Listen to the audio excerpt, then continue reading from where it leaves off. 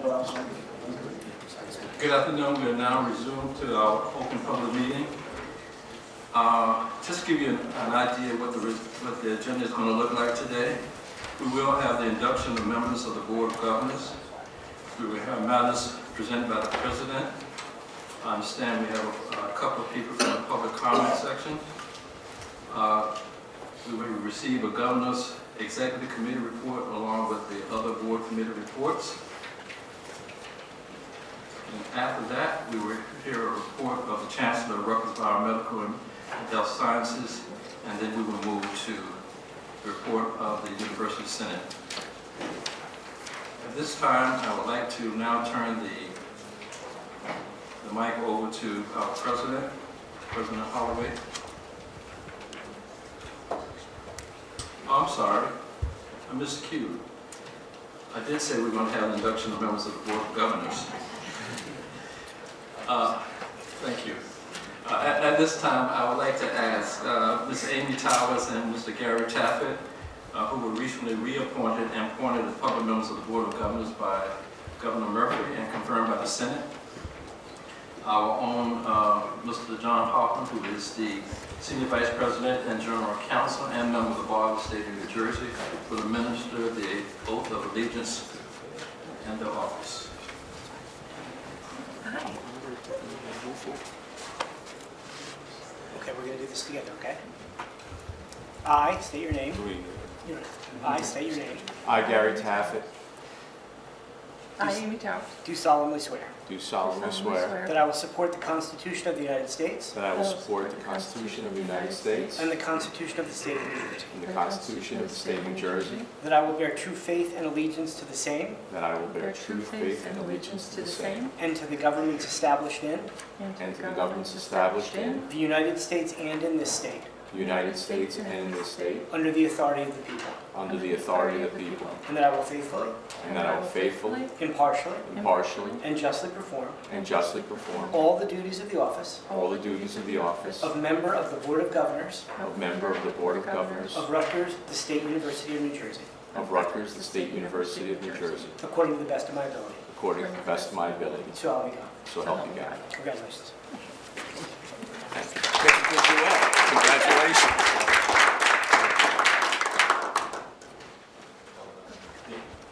Welcome back, Ms. Towers, and welcome, Mr. Taffet.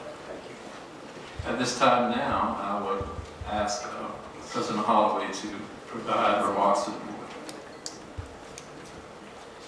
Thank you, Mr. Chair. On Friday, as you know, I presented my annual budget address to the University Senate. The overarching theme of this address was our pivot from a focus on our structural deficit to a plan for financial sustainability, while also making sure to preserve the momentum we have been making in serving students, seeking academic excellence, and advancing the common good. Despite the fiscal headwinds we continue to face, I emphasize the positive signs I have seen in recent months. The rise in our U.S. News ranking on every campus, that at all three, Camden, Newark, and New Brunswick, are in the top 50 among national public universities. Reaching and surpassing the $50 million goal I set for additional Scarlet Promise funding and getting there a year ahead of schedule. Watching our faculty reach a new record level of sponsored research in the past year, nearly $930 million. Seeing one of our students earn a prestigious Churchill Scholarship. And seeing how many students from New Jersey and far beyond have expressed interest in coming to Rutgers next year. More on that in a moment. And just last week, Rutgers New Brunswick was once again named one of the top producers of Fulbright scholarships in the nation, with 12 students earning this prestigious opportunity for international educational exchange. This is the 14th time in the last 20 years our community has earned the distinction of a top producer of Fulbright scholarships. I'm also excited to see construction progress on the Helix project in downtown New Brunswick, grateful for the 76 new faculty colleagues we've hired thus far through our faculty diversity hiring initiative, and proud of the $7 million investment being stewarded by Executive Vice President Prabhas Mogi to support growth in areas key to academic excellence: data science, artificial intelligence, innovation, and social justice programs at Rutgers. I'm also pleased to say that we continue to invest in products that amplify student success by making Rutgers easier to navigate. This afternoon, I'll turn my attention to two areas of concern for many of you: our enrollment efforts, which of course will have an impact on the budget. Let me start with an update on admissions. As we continue to move through our first cycle using the Common App, last month we set out early action decisions, including decisions for out-of-state and international students. Our first-year applications, as I've reported in the past, now with greater specificity, are way up. In Camden, our total first-year applications are up 239%, from 8,500 to almost 29,000. In Newark, our total applications are up 133%, from 15,000 to over 35,000. And in New Brunswick, our applications are up a total of 60%, from 46,000 to 73,000. Across all of our campuses, our out-of-state applications are up in Camden 366%, Newark up 238%, and New Brunswick up 132%. International applications are up by 114% in New Brunswick. Related to all this is the fact that, just as important as the move to the Common App, we've placed an emphasis on coordinated enrollment. This means that Newark and Camden now also have received thousands of applicants from New Brunswick who will not be offered admissions there, but may be candidates for the other campuses. This volume is a great indicator of our opportunities here, but we have a long way to go before we can know the actual yield. Unfortunately, there are also looming challenges related to FAFSA and financial aid, some of which are affecting all of higher ed and some more specific to Rutgers. These looming challenges will delay the process of offering financial aid packages to accepted students. We want to make sure our incoming students have the information they need to make informed decisions about their finances. For this reason, we have extended our commitment date from May 1st to June 1st. While no doubt the road ahead for this admission cycle for all of higher education will require continued attention, Rutgers looks forward to welcoming a phenomenal incoming class in the fall. That concludes my comments. Thank you. Thank you, President Holloway. At this time, I know that there were 2 members who have signed up to speak from the public. Each speaker will be allotted to speak 2 minutes, and comments must speak to the agenda they have signed up for. So I'll ask Secretary Parker to call those individuals, please. Certainly, Mr. Chair. Luke Spaltra.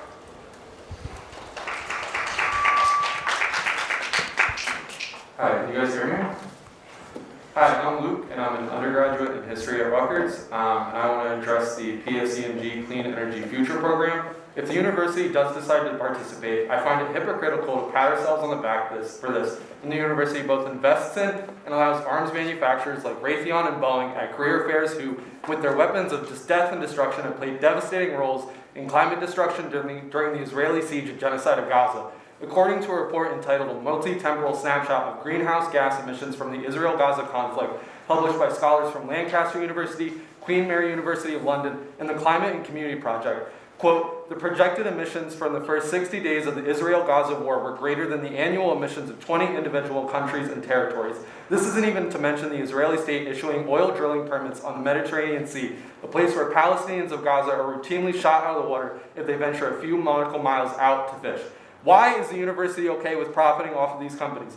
Why is the university okay with collaborating with Tel Aviv University when it stands upon the ruins of Sheikh Mohannes, a village ethnically cleansed in 1948 Nakba? Why is the university okay with collaborating with an apartheid state recognized by international organizations such as Amnesty International and Human Rights Watch? $600 million for the Helix collaboration? Shame on you! I also want to address the university investments in Caterpillar bulldozers, which the IDF uses. On December 14, 2023, the New York Times reported that the IDF bulldozed over and destroyed over damaged 6 Gazan cemeteries. The next day, Al Jazeera reporter Hani Mahmoud covered the aftermath of the IDF's siege of Kamal Adwan Hospital. Quote, dozens of displaced, sick, and wounded people were buried alive. The occupation bulldozers trampled the tents of the displaced peoples in the hospital yard and brutally crushed them, he adds. The end of the video displays a cat eating the remains of one of the victims, as both people and animals have been deprived of food and water by the IDF. When the doctors of the hospitals conducted a press conference after the massacre, they were shot at. The aggression was ultimately condemned by the World Health Organization. As we stand here today, I'm reminded of the struggle against South African apartheid. Somewhere in this room is a painting of President Edward J. Blaustein, a man whose administration took 8 whole years, nearly a decade, to divest. I ask of you, Board of Governors, as well as President Holloway, as a fellow historian, which side of history will you stand on? Will you stand for the oppressor or the oppressed? The only justified thing to do is to divest now. UMichigan and UC Davis have already done so. Now it is time for Rutgers. I yield my time. Thank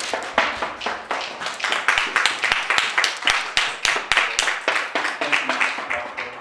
Walker. The next speaker, please. Pat Kinley. Hello, my name is Pat Kinley, and I'm a grad fellow in the Women's Gender and Sexuality Studies Department. I want to bring to the attention of the interim chancellor of Rutgers, New York, the issue of fellow fees. Given that there are approximately 1,300 fellows at Rutgers, which include fellows in New York. President Holloway recently acknowledged in his budget address, and I quote, "We recognize that support for doctoral fellows is uneven and has not kept pace with the stipends for graduate assistants," end quote. Fellows are paid approximately $28,000 per year, which is $15,000 below the minimum living wage in New Jersey. Yet, $28,000 isn't even our real wage, because at the beginning of each semester, we are required to pay over $1,000 in fees, which brings us even further from a living wage. These fees include school fees, a student fee, a technology fee, and there's no transparency about how this money is used or how it benefits fellow education. These fees are waived for TAs and GAs, but they are not waived for fellows, which exacerbates the uneven payment and wide discrepancy between fellows and TAs, who often do much of the same work at the university. Moreover, these fees are often a surprise to new fellows and incur significant unexpected costs, despite our already low stipends. As I've already noted, the average is $28,000 per year, but some fellows make as little as $22,000, for whom these fees constitute over 10% of their yearly salary. Many fellows have to take part-time jobs in addition to their full-time schoolwork to meet basic needs like housing and food. We demand full remission of these fees for fellows in order to get us closer to a minimum living wage. We believe that full fee remission for fellows is the bare minimum for making graduate education accessible and equitable, and ensuring that graduate workers have the financial stability to fully engage and contribute to the educational community at Rutgers. Finally, divest now, free Palestine.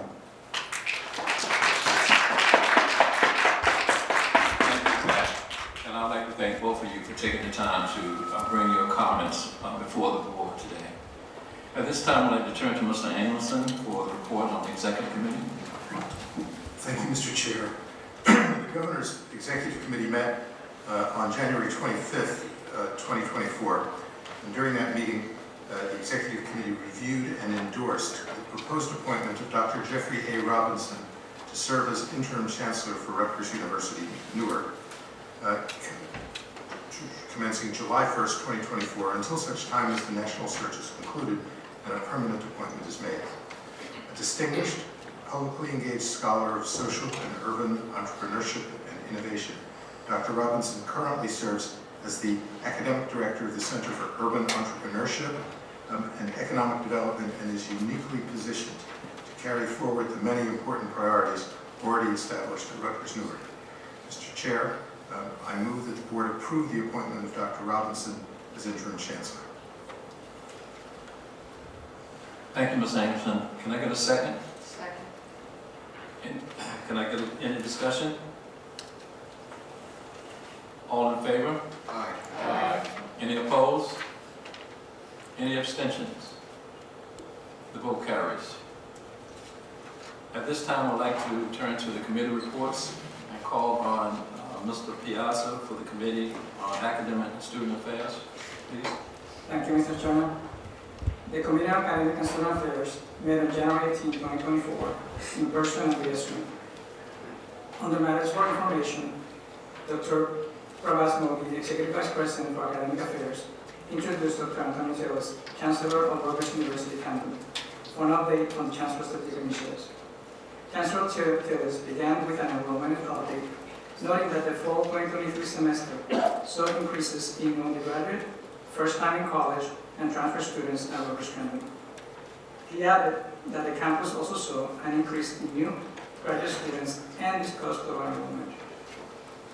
Chancellor Celis updated the committee on Rutgers Camden's 5-year strategic plan and reviewed research at campus. Next, he shared some student success initiatives and the Memphis Pipeline Project, which he reported yielded 13 students from Memphis while matriculating at Rutgers Camden. Chancellor Tillis highlighted some notable achievements at Rutgers Camden students, discussed plans for the campus's centennial celebration, reviewed honors received by the campus, and previewed upcoming events at Rutgers Camden.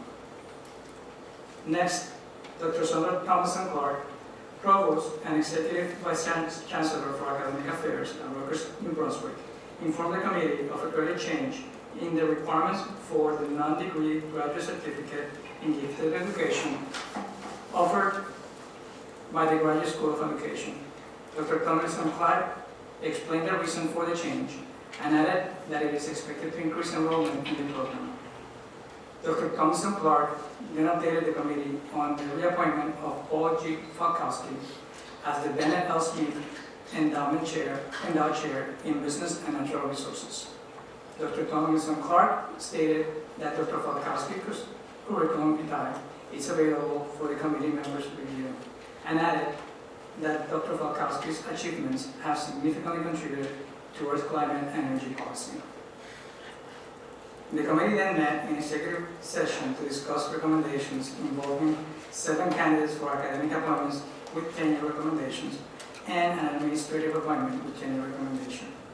The committee agreed to endorse these recommendations for board approval, and they have been placed in the consent agenda. Mr. Chairman, this concludes the report of the Committee on Academic and Student Affairs. Thank you, Mr. Piazza. Next, we turn to the Committee on Finance and Facilities. I'm going to be calling on Mr. Lau for the report presentation, please. Thank you, Mr. Chair. The Committee on Finance and Facilities met on January 23rd. I'll present some of the, initially I'll present some of the matters for action. Mr. Gower presented the proposed resolution supporting the creation of an affiliated entity in the United Kingdom. This resolution will allow for the university to accept donations from UK residents on a tax-deductible basis. In addition, by establishing this entity, it will provide a platform on which the university could more effectively build or operate educational and other charitable activities in the UK. Mr. Chair, this resolution can be found in the consent agenda.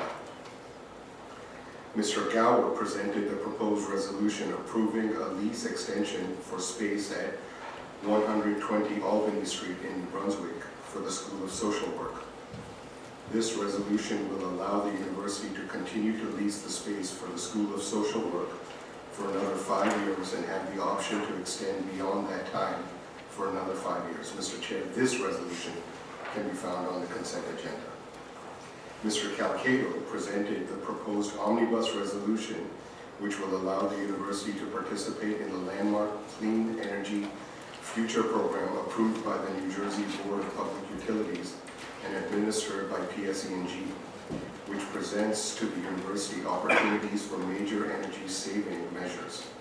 Savings are estimated at $4 to $5 million annually. Mr. Chair, this resolution can be found on the consent agenda. Mr. Calcado presented the proposed resolution conditionally approving the New Jersey Medical School International Center for Public Health Building BSL-3 lab expansion and infrastructure upgrades at the Rutgers Biomedical and Health Sciences in Newark. This resolution will allow for the expansion of the BSL-3 lab and allow for necessary infrastructure upgrades.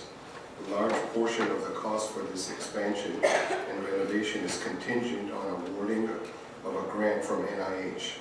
If that award is not received, this resolution and project will be null and void.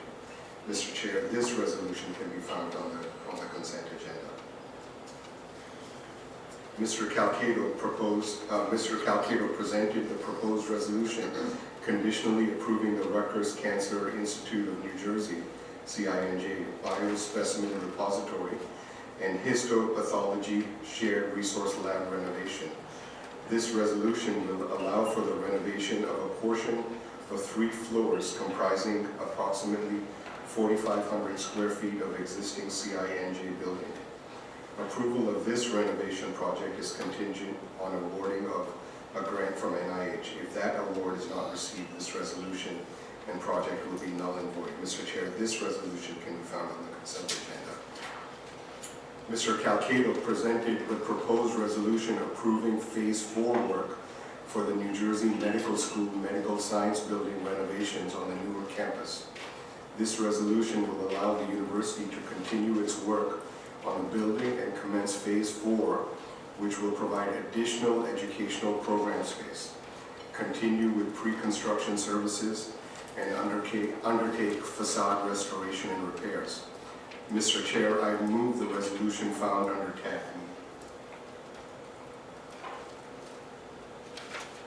E. Is there a second? Any discussion? All in favor? Aye. Any opposed? Any abstentions? Motion carries. Thank you, Mr. Chair. And now I'll present matters for information. Mr. Calcado and Mr. David Schultz provided the committee with updates on the Cooper Street Gateway project in Camden and the Life Sciences 2 renovation on the Rutgers Newark campus. In addition, Mr. Schultz shared through his presentation the identified strategic priorities from the Athletics Master Plan Phase 2. He shared that part of the development in Phase 2 of the plan is to focus on improving fan experience and will set a framework for future development that focuses on lacrosse Phase 1, the baseball and softball complex, Jersey Mike's Arena, and Title IX facility needs. Mr. Schultz spent time during the presentation to discuss each of the focus points and share the expected benefits. Mr. Gower and Mr. David Moore provided the committee with a report on the Executive Vice President and Chief Financial Officer and University Treasurer. Mr. Moore shared with the committee the FY 2024 financial report that compared the revenue and expense performance through December 31, 2023 to the overall fiscal year budget for FY 2024. Mr. Moore explained to the committee that through December, most of the university's revenue and expense categories were on track to achieve the budget levels approved in the budget. However, he further explained that there were a few categories that showed variances. These variances will be monitored during the fiscal year with periodic updates and reports to the committee. Mr. Gower provided an overview of the Strategic Financial Sustainability Plan. Mr. Gower shared with the committee that the concept of financial sustainability is not a new topic, referring to the development of fiscal year 2021 and leading into fiscal year 2022, when the President and he shared that it was likely the university would face structural deficits as it emerged from the COVID-19 pandemic. Mr. Gower shared that the university strategically used its limited federal relief funds for COVID-related needs, which allowed a build-up of university funds to provide an offset coming with these deficits. The expected revenue challenges materialized, particularly in enrollment. The revenue challenges were coupled with rising costs from compensation agreements, continued increases in healthcare and pension costs through the state's fringe benefit rates, and rising inflation impacting every other expenditure category. Mr. Gower shared with the committee how the university is addressing these challenges, starting with the proposition that we must act now to build a strong, sustainable financial base for the university. This plan focuses on 5 focal areas: revenue growth and diversification, program development, cost optimization, operational excellence, and balance sheet optimization. Mr. Chair, as we know, a strategic financial sustainability plan is one of the most important initiatives that the university administration could undertake. At the meeting, the chair of the Committee on Finance and Facilities recognized the thoughtful approach the administration has taken in its efforts to develop a plan that will guide this great university through what has been and will likely continue for some time difficult economic and financial times. During the meeting, the committee agreed that the university administration would continue its work toward developing an actionable plan that has set goals and objectives with targets, milestones, both in dates and expected results, and report back to the Committee on Finance and Facilities on a regular basis. Mr. Chair, given the current financial challenges, the committee strongly expressed its belief that the university cannot afford not to develop a strategic financial sustainability plan. The endorsement was unanimously agreed to by the committee. The Committee on Finance and Facility also asks the Board of Governors to support the development of this vital plan for the university. Mr. Chair, this concludes the report from January 23rd, 2024, meeting of the Committee on Finance and Facilities. Thank you, Mr. Lau. And I would like to also thank the chair of the Finance Committee as well as Mr. Gower for the work that you've placed on financial sustainability. This is a critical component for the university, and I look forward to seeing how that plan continues to evolve. At this time, I'd like to ask Ms. Teller for the Committee on Audit for the report presentation, please. Thank you, Mr. Chair. The Committee on Audit met on February 1st, 2024, in person and via Zoom. The following matters for information included the following. Mr. Michael Zuhl, Deputy Athletic Director and Chief Operating Officer, presented the fiscal year 2024 budget of the Division of Intercollegiate Athletics finances. Mr. Michael Potteroff, Matthew Potteroff, Deputy Athletic Director for Risk Management and Chief Compliance Officer, presented on the National Collegiate Athletic Association's updates on regulation and athletic compliance topics. Mr. J. Michael Gower, Executive Vice President, Chief Financial Officer, and Treasurer, provided a summary on the procurement of professional services for fiscal year 2023. Ms. Michelle Noren, Senior Vice President and Chief Information Officer, and Mr. Guy Albertini, Associate Vice President and Chief Information Security Officer, provided a cybersecurity update. Ms. Rachel Honig, Vice President and Chief University Compliance Officer, provided an update on the Enterprise Risk Management Program. Mr. Eugene Simon, Associate Vice President and Deputy Chief University Compliance Officer, provided an update on professional compliance training and the University Ethics and Compliance Helpline data. Mr. Douglas Orr, Chief Audit Executive, provided the status of current audit plan, highlights from recently completed reviews, and the implementation status of recommendations from past audits. The committee then met in private executive session with Mr. Gower, Mr. John Hoffman, Senior Vice President and General Counsel, Ms. Honig, and Mr. Gore. Mr. Chairman, this concludes my report on the Committee on Audit. Thank you, Ms. Teller. At this time, I'd like to ask Mr. Engelson for a committee report on intercollegiate athletics. Thank you, Mr. Chair. The committee met on February 1st.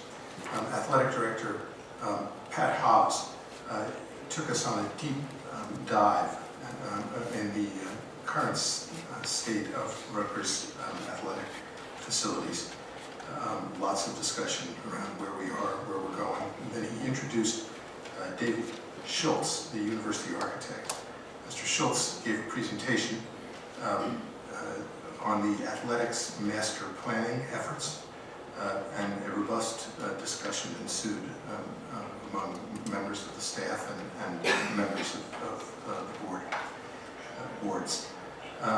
Mr. Hobbs then shared a sports update and reviewed opportunity for increased revenue from a variety of sports-related sources. He then discussed the Rutgers Prudential Financial Partnership and reported that Rutgers has agreed to a 5-year extension with SHI as well on the naming rights to our football stadium. Matt Potteroff, the Deputy AD for Compliance and Risk Management, reviewed developments pertaining to transfer students, as well as proposals involving name, image, and likeness, or NIL, and developments pertaining to Title IX. The meeting was adjourned at approximately 3:30 p.m. That concludes my report, Mr. Chair. Thank you, Mr. Engelson. At this time, I'd like to turn to Ms. Towers for a report on health affairs. Mr. Chairman, I'm going to be temporarily recusing myself on this matter as a new member in this item. Thank you, Mr. Taffet. Thank you, Mr. Chairman. The Committee on Health Affairs met on January 24th, and Dr. Frank Ganassi, President and Chief Executive Officer of the University of Behavioral Healthcare, reported on recent developments at UBHC and stated that Trinitas Regional Medical Center and RWJ Barnabas Health continue to be leaders in the alternative responses to reduce instances of violence and escalation together, a program that Trinitas has doubled its capacity of pervasive developmental delay beds. Dr. Ganassi updated the Committee on Trauma-Informed Care and discussed the nurse-to-nurse peer support line. He also announced that UBHC was awarded 2 state-mediated substance abuse and mental health service administration grants, and that the new Addictions Treatment Center is expected to open in a couple of months. The committee reviewed 2 matters that required endorsement to move forward to the Board of Governors' approval. The first being the minutes of the UBHC Leadership Committee meeting on September 19, 2023, and the second, the UBHC staff appointments, reappointments, and clinical privileges of November 21st, 2023. Mr. Chair, I move both items for approval, please. Second? All in favor? Aye. Any opposed? Any abstentions? Motion carries. Thank you, Mr. Chair. Then Dr. Robert Johnson, Dean of the New Jersey Medical School, and Dr. Amy Murtha, Dean of Rutgers Robert Wood Johnson Medical School, provided an update on the Rutgers School of Medicine. An in-depth report on this update will be provided by Chancellor Strong later in this meeting.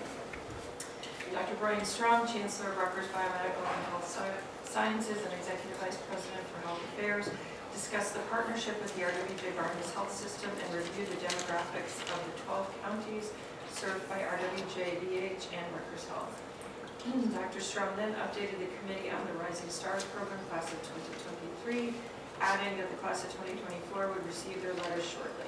Chancellor Strong also reviewed our BHS awards from FY14 to FY23 and our BHS-sponsored research and submissions and awards for the first 2 quarters of FY24. He then updated the committee on funded RBHS clinical trials and reported on a new Learning Health System Scientist Training and Research Center grant, as well as the new Center for Climate Health and Healthcare. Chancellor Strong shared a progress report on the Rutgers Health grant and highlighted a research paper by Dr. Phoebe Stapleton of the School of Pharmacy on nanoplastics in bottled water that received worldwide media coverage. Next, Chancellor Strong updated the committee on the Rutgers Brain Health Institute, the construction of the Rutgers Health Building to date, and the NJMS Medical Science Building renovation.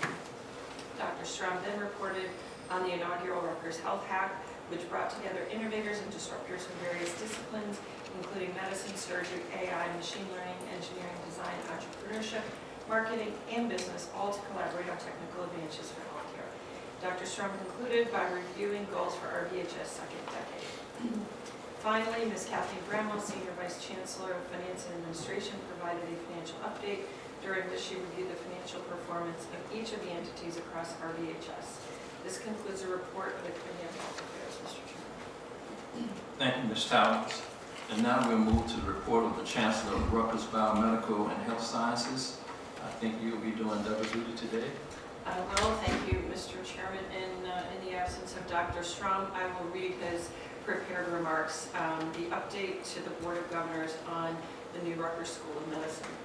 On July 10th, 2023, the Board of Governors passed a resolution calling on us to reimagine the medical education program of Rutgers University and the state of New Jersey to be one that would be optimally structured in a combined school which would excel in the performance of each of our missions and the challenges of the future.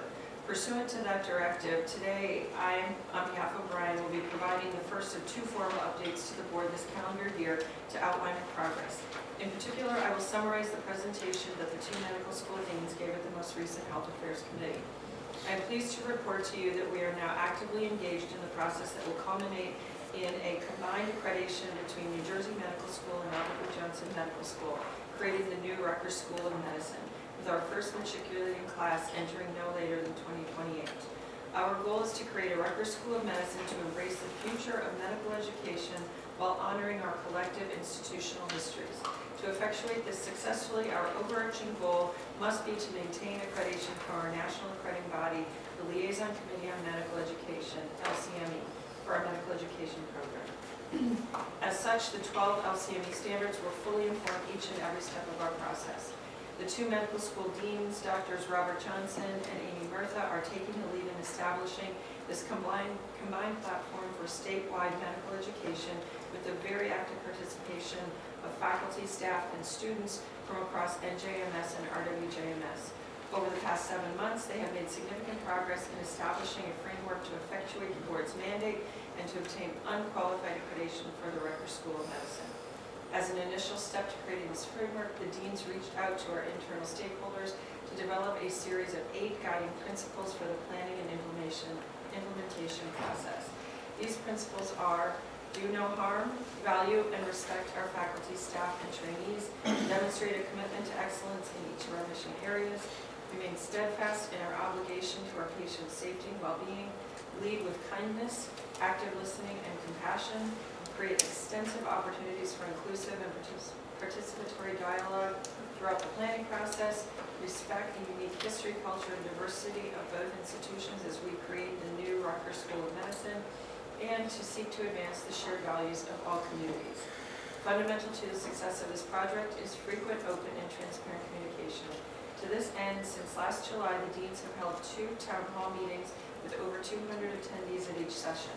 To give individuals a more personal opportunity to ask questions and discuss concerns, Deans Johnson and Martha also blocked time out of their schedules to allow for many one-on-one virtual chats beginning in October 23. A total of 19 chats with the deans are scheduled between October 23 and March of 24. In addition, there have been numerous contacts with faculty, staff, residents, fellows, and students through email announcements, newsletter articles, webinars, and invitations to chat with the deans one-on-one and in small groups. A combined list of over 6,500 individuals from both schools was contacted more than 15 times via these various communication vehicles. Both deans have committed to maintaining this high level of contact with their schools throughout the process. The deans have also, as noted, briefed the members of the Health Affairs Committee and the Board of Governors, and will continue to do so with a regular cadence. To oversee this process, the 2 deans are co-chairing an executive committee comprised of an equal number of mission area leaders from both schools. The executive committee will guide the activities of an advisory committee, which focuses in a series of task forces. The advisory committee will focus on the work associated with the LCME process. Its 5 subcommittees will be organized around the LCME domains and standards, with co-chairs and equal representation from both schools, inclusive of faculty, staff, and students. Topics will include governance, academic environment, faculty, curriculum, and students. An initial 8 task forces, each also with equal representation, will be oriented towards cross-cutting areas of importance to the missions and administrative functions, including research, clinical care, community engagement, graduate programs, communications, IT, and the experiences of each faculty, staff, and students.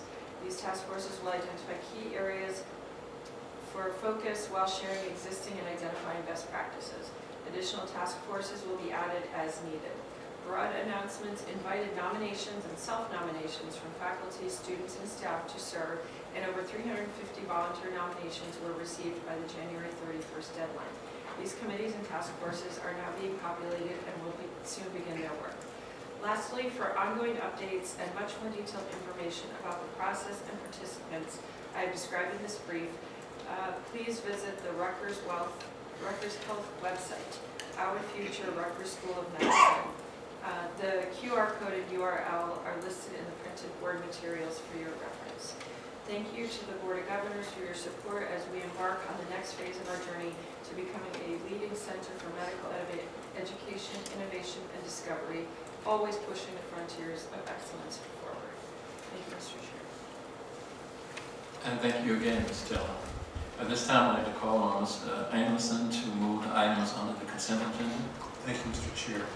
Are there any items that members of the board would like to remove from the consent agenda? Hearing none, upon recommendation of the committees on academic and student affairs and finance and facilities, I move that the board approve the items contained in the consent agenda. Thank you, Mr. Anderson. Can I get a second? Second. All in favor? Aye. Any opposed? Any abstentions? The motion carries. Thank you. At this time, I'd like to call on the Chair of the University Senate, Dr. Simon, for your report, please. Thank you, Mr. Chair. University Senate met on December 8th, 2023, January 19th, February 16th, 2024 via Zoom. The Senate passed one resolution, a resolution on doxing, that urges the administration to take both proactive and effective measures to protect our faculty, staff, and students from harassment and doxing, as well as to provide comprehensive support to those who experience the situation.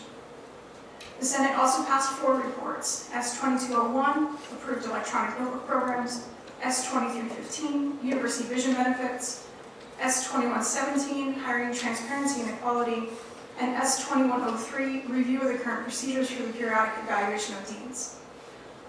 At the December 2023 meeting, the Senate welcomed a presentation, Dialogue Across Difference, Building Skills for Democratic Citizenship, by Dr. Elizabeth Maddow, Director of the Eagleton Institute of Politics. At the February 16th meeting, the Senate welcomed President Holloway for the annual report on university finances. Dr. Probasmo has continued to provide the administrative report monthly to the University Senate. I thank Dr. Maddow, Dr. Mogi, and President Holloway first for their presence in the University Senate, and second for their willingness to engage with members of the University Senate and the broader university community to advance conversations around shared governance and to elevate the voices of those that we represent in the university community. The ability of each of us to hold space for each other as we disagree across difference is critically important at this time. I encourage each of us to continue to seek out collaborative partners, not only for support for priority initiatives at Rutgers, but also for support for each other. Thank you for your continued commitment to engaging in this hard work together on behalf of those that we serve. The Senate will conclude its 2023 academic term, 2023-2024 academic term with the final 2 meetings on March 22nd and April 26th. Mr. Chair, that concludes my report. Thank you. Thank you, Dr. Simon. At this time, I will ask, is there any old business to be brought before the board? Okay, is there any new business to be brought before the board? Hearing none, can I get a motion to adjourn? Second? All in favor? Aye. Any opposed? Any abstentions? Motion carried. We are now adjourned. Thank you, everyone.